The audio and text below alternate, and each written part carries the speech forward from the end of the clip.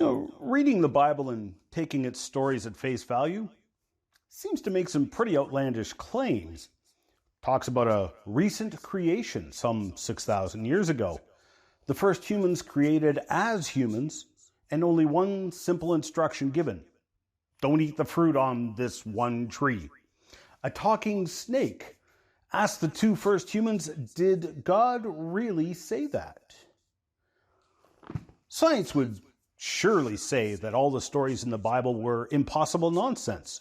The science that brought you microwave ovens, the internet, space travel, and amazing modern miracles of medicine. The science that says the earth is billions of years old.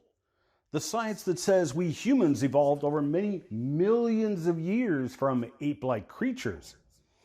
The science that brought us the Big Bang and the dinosaurs, which science says aren't even mentioned in the Bible.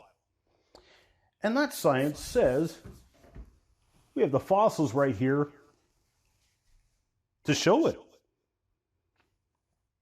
But did science really say this? Join me in this odyssey as we spend dozens of hours exploring the controversy of creation or evolution in this exhaustive series I call The Complete Creation.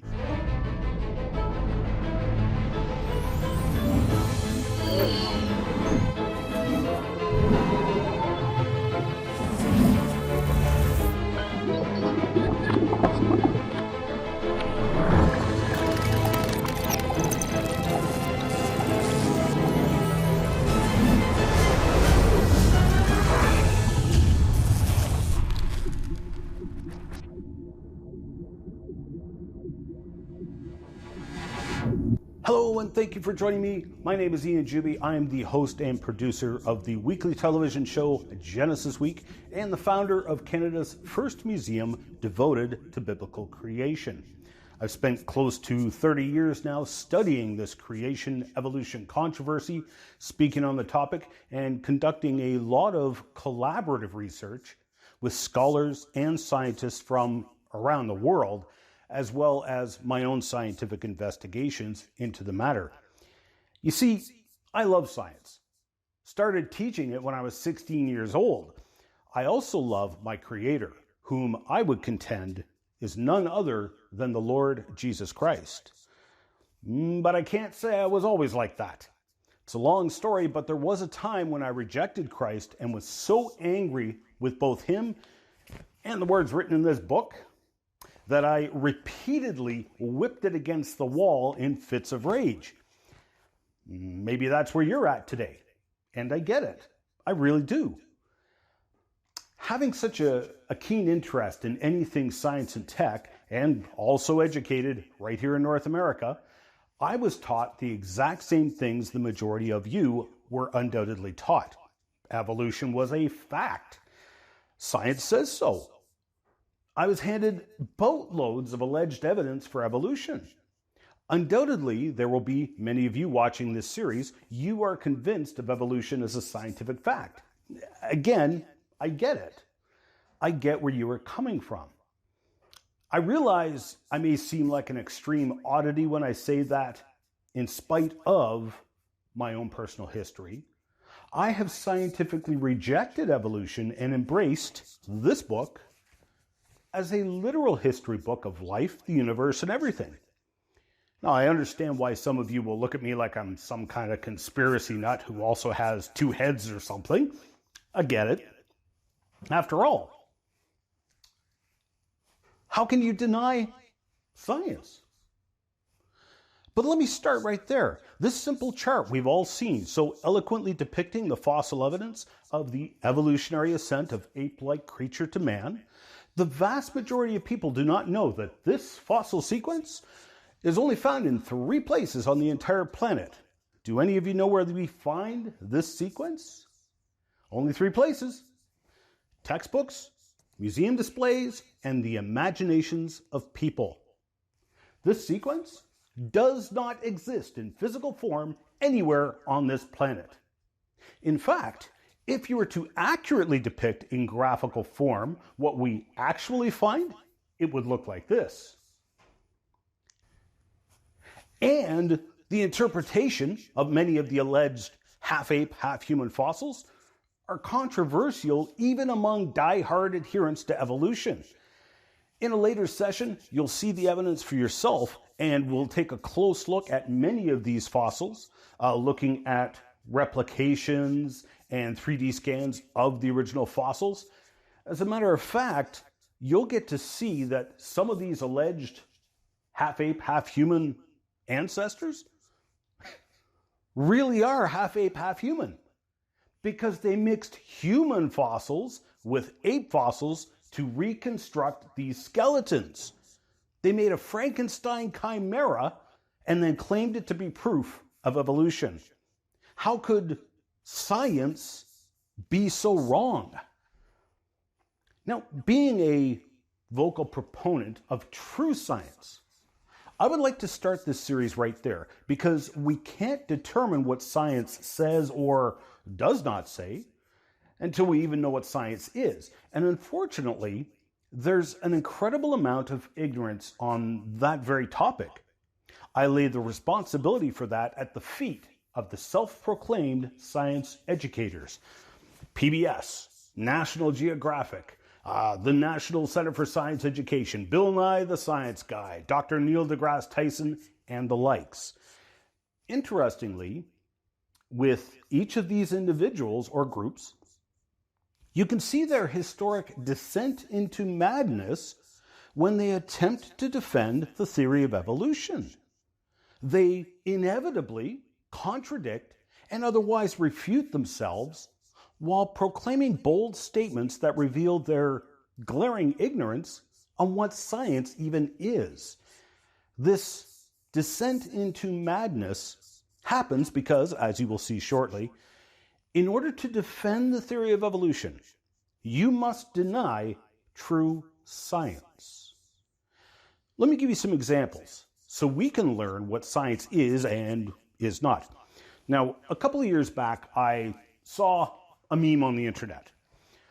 An alleged quote attributed to Dr. Neil deGrasse Tyson. I'll be honest with you. When I first saw the meme and read the quote, this is the meme that came to mind. Like the Abraham Lincoln meme, I honestly figured some internet troll had made what he thought was a profound argument, slapped deGrasse Tyson's name on it to give it authority. The alleged quote was profoundly nonsensical.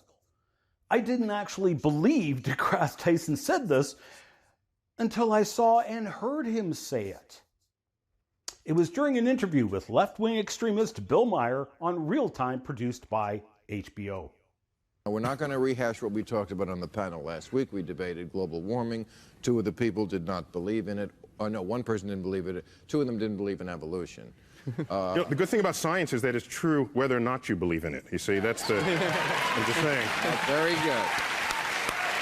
But notice the subtlety of Maher bringing up evolution, and deGrasse Tyson then sneakily swapping out the word evolution and replacing it with the word science.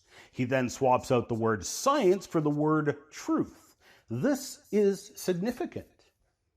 deGrasse Tyson butchers science as a whole with a completely nonsensical statement that betrays his apparent ignorance on what science is and is not.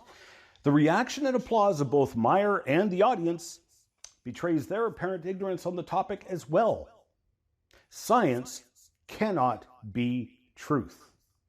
Science is a tool, a process. Let's swap out the word science for other common tools or processes so you can grasp the error of Dr. deGrasse Tyson's ways. The good thing about carpentry is that it's true whether or not you believe in it. The good thing about a hammer is that it's true whether or not you believe in it. The good thing about baking is that it's true whether or not you believe in it. The good thing about homogenizing milk is that it's true whether or not you believe in it. What deGrasse Tyson said is literally nonsense. Let me ask Dr. deGrasse Tyson one question. Is science self-correcting? Now, anyone who knows anything about science knows that the correct answer is a resounding yes. Even militant anti-creationists shout this claim from the rooftops. Well-known scientists and educators, usually proponents of evolution, have commented eloquently on this fact. In the 1985 show Cosmos, Carl Sagan said, "Science is not perfect. It can be misused. It is only a tool, but it is by far the best tool we have. Self-correcting, ongoing, applicable to everything. It has two rules. First, there are no sacred truths. All assumptions must be critically examined. Arguments from authority are worthless. Second, whatever is inconsistent with the facts must be discarded or revised. The obvious is sometimes false. The unexpected is sometimes true."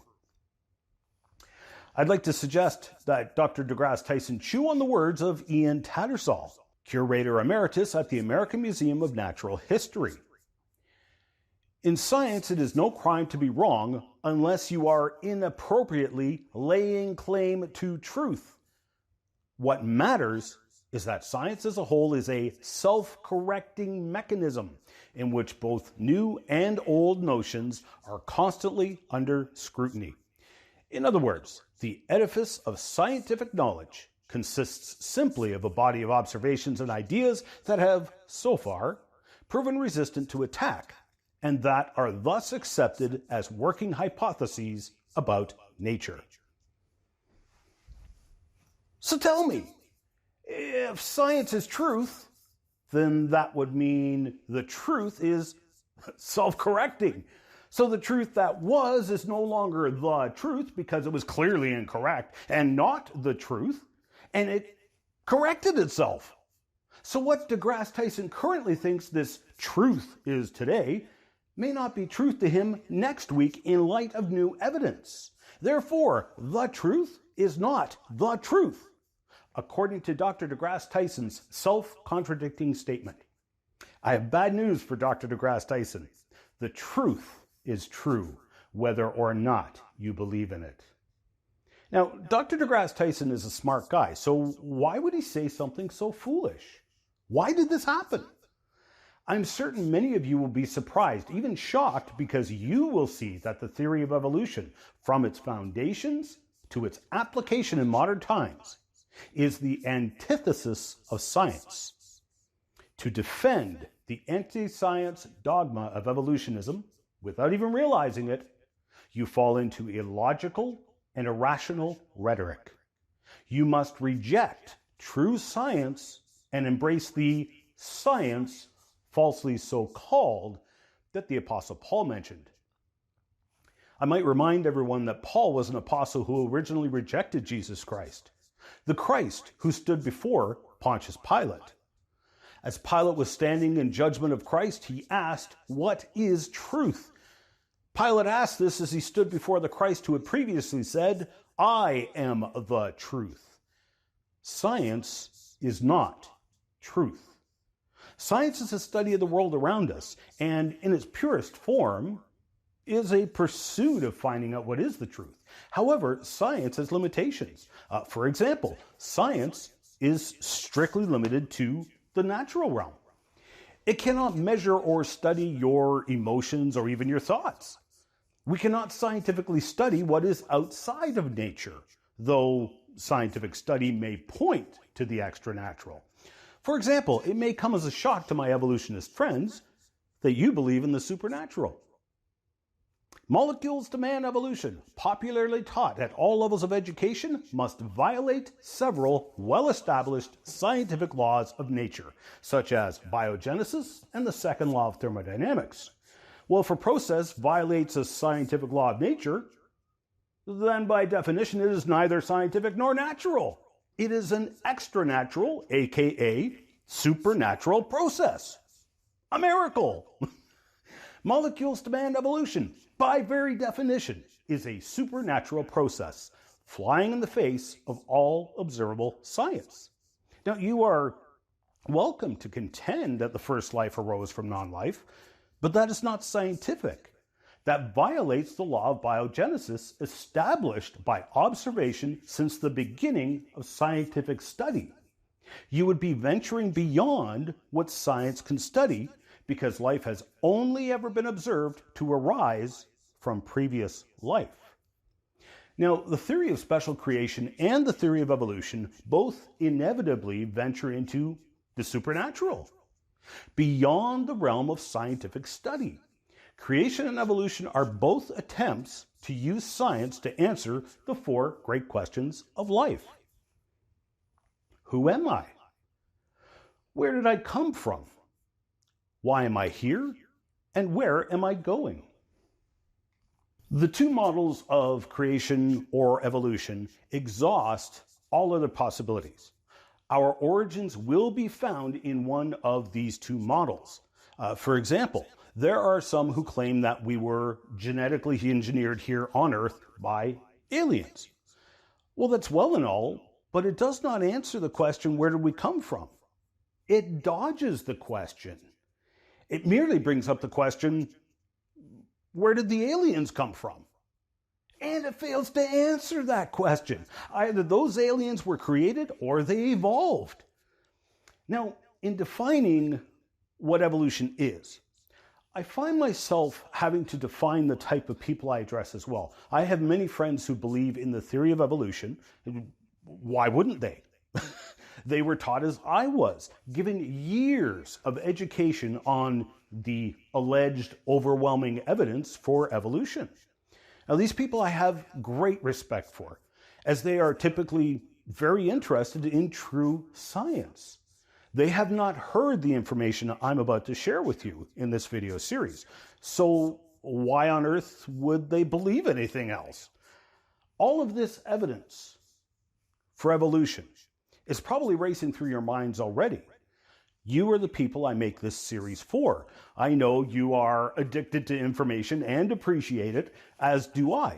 So I hope you'll stick it out, because when I first came across this information, I was frankly angry.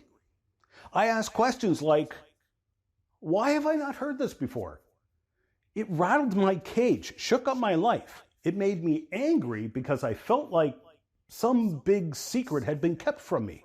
But there was no one person I could blame. Nobody was out there deliberately hiding things from me. They hadn't heard this information either, even though it's all out there.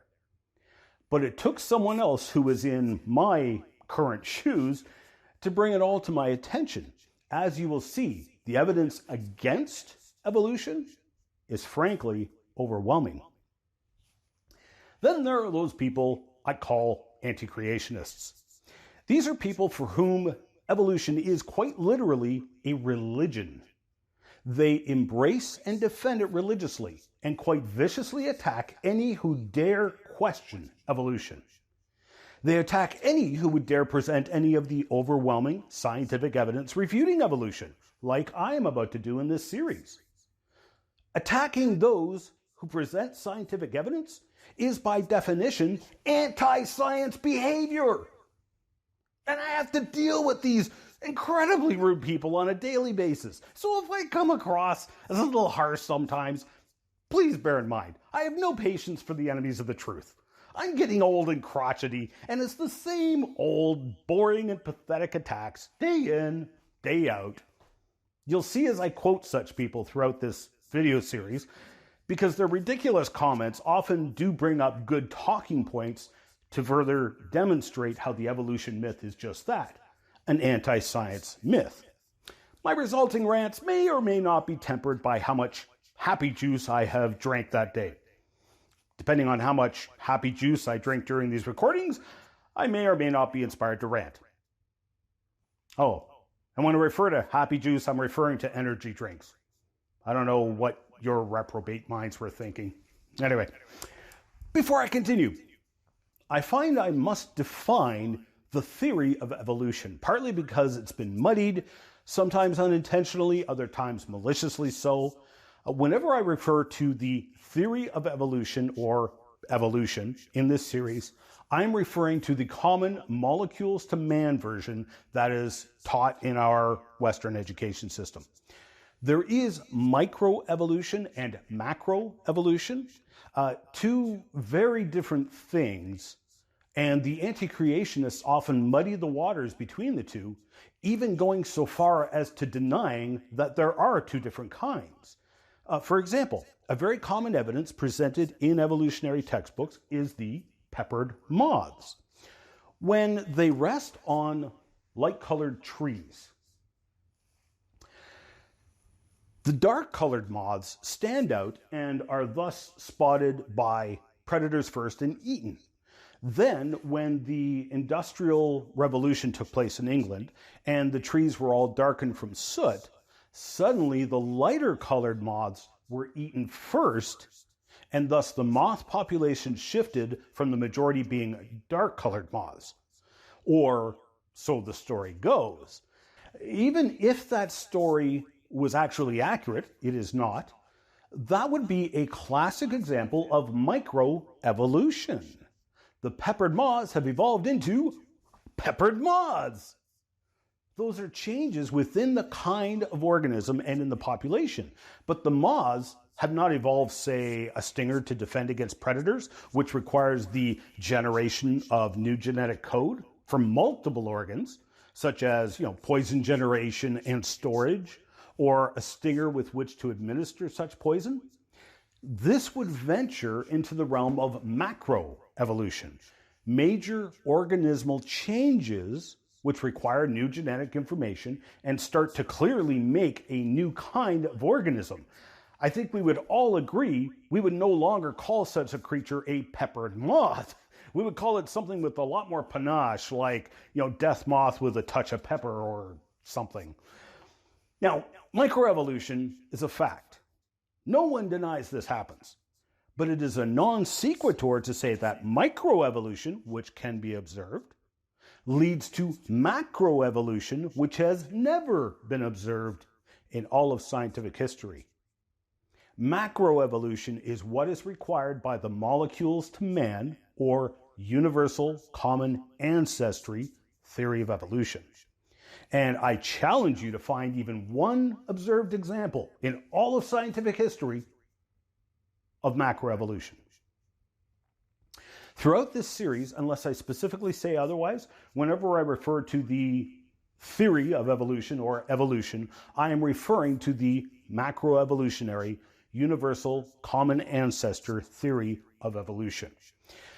Science is based on several principles: testability, observation, repeatability, predictability, and falsifiability. So for something to be scientific, it must be observable, repeatable, predictable, and falsifiable. We may not understand how gravity works, but we can sure test and observe its effects. If you fall off a ladder, boy, gravity takes over real quick. You can precisely measure its observed effects. You can predict its effects with surprising accuracy because the effects are repeatable. Falsification is very important in science, and in fact, some would argue that you do not prove something in science. You can only disprove or falsify something with science. Hence the reason it is so important to have ways to be able to falsify a model to demonstrate its plausibility. With the two conflicting models of creation and evolution, we may not be able to prove one model or the other, but we can certainly disprove or falsify one of them.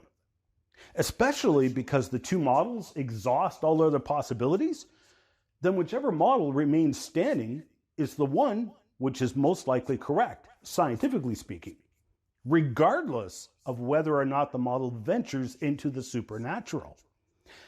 Lastly, in closing, I think it's incredibly important to clarify what science says or does not say. Science says nothing. It is scientists who make claims which are typically based on their interpretation of scientific evidence. Now, as they say, scientists have shown that 87% of the population will believe any claim if they claim that scientists said it. But those scientists are only human. Their claims are limited to their own knowledge, biases, preconceptions, and yes, even errors. In the next lecture, we will look more in depth into the scientific evidence we do have that you never seem to hear about. And for one reason or another, many scientists never seem to want to talk about it. Coming up in the next Complete Creation. This is precisely what Lyell did with his catchphrase, "The present is the key to the past." In one short sentence, he presented his case and ruled out a historic global flood from the picture without even mentioning it. He replaced history with his story, a story of deep time, millions of years, maybe hundreds of millions of years of present-day processes. Now, this is an excellent legal tactic, but is it scientific? Hardly. In fact, not only is it unscientific, it's not even pseudoscientific, but rather it is anti-science. Notice he ruled out possible scientific conclusions from consideration and ruled out huge amounts of scientific evidence from the research and modeling before the scientific hypothesis was even formulated. He simply disallowed it. This is the foundation of the modern-day beliefs in deep time and long and slow geological processes. It is also the foundation of the evolutionary theory. That very foundation is corrupt and anti-science.